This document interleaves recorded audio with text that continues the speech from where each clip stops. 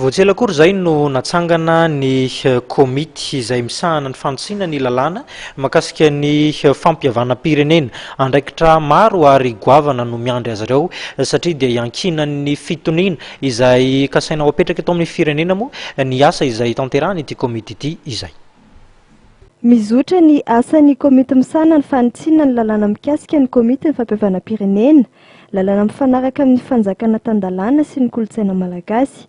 ary lalàna voavolavolo tao anatin'ny fianonany herivelona rehetra tao amin'ny firenena no heverina fa apetraka araka ny nambaran'ny komity misahana ny fanitsina ny lalàna mikasika ny komity ny fampiavana-pirenena.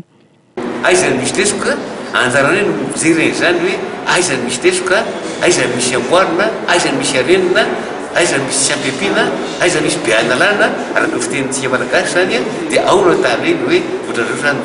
andrafetana ilay lalàna vaovao mba hampanoso tsara le fampiavana-pirenena. Ny fomba fiasanay zany aloha voalohany indrindra dia tsy maintsy anangona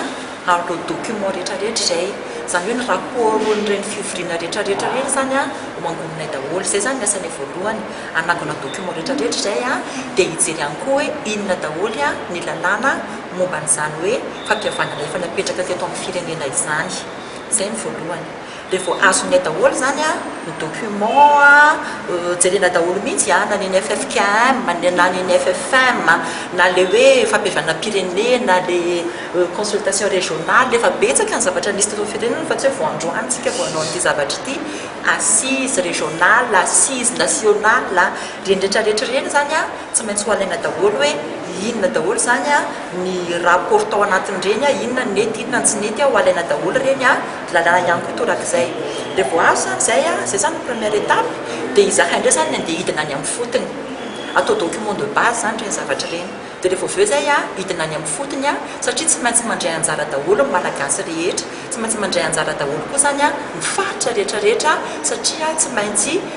malagasy rehetra mihitsy miditra ato anatin'ity processus ity fa tsy hoe aferanay raika ambin'ny folo fotsiny fa tsy maintsy mandray anjara daholo ary ny olona rehetrarehetra tsy maintsy hidina daholo hoe ao ny tanora, ao ny zokony, ao ny vehivavy, ao ny lehilahy tena hoe approche inclusive moa zany ny tena hoe fitenena azy. Ny komity misahana ny fanitsina ny lalàna mikasika ny komity ny fampiavana-pirenena dia mandray ihany koa ny traikefan'ny firenena hafa. Anisan'ny nojerena ohatra ny traikefan'ny Afrika Atsimo teo amin'ny lafin'ny fampiavana-pirenena ary nisy ny délégation avy amin'ny komity izay tany atoerana mihitsy. Tsika moa zany dia fantatsika fa miara-miasa amin'ireo firenena maro samihafa zany dia rehefa manao zavatra zany tsika dia rariny loatra raha toa ka mba mijery hoe ohatry ny ahoana zany ny zava-nisy tany amin'ny firenena manodidina antsika. Tsy midika akory zany hoe andeha anaraka be fahatany ny zavatra izay nataon'ny firenena sasany tsika fa tsy maintsy mijery hoe inona ny nety inona ny tsy nety tany amin'ireny firenena ireny ka izay indrindra zany no nahatonga anay zany nijery hoe ohatry ny ahoana ny zavatra nitranga tany Afrika Atsimo inona ny nety inona ny tsy nety fantatra fa tsy mitovy tanteraka ny zava-nisy tany sy ny zava-nisy taty nefa na izany na tsy izany dia zavatra tsara foana no mifampiresaka amin'ireo manam-pahaizana izay nitady hevitra mba nafahany zareo nametraka ny filaminana tany amin'ny firenena zareo. Raha ny fanazavana nentin'ny profesora honoraire Kotomanana ezahana ny afahana mandroso aingana ny lalàna ifeny isolo ny filakevitra ny fampiavana malagasy eo anivona ny teny-mera-pirenena ny FFM izay tapitra ny volana marsa 2024 ny fotoam-piasany.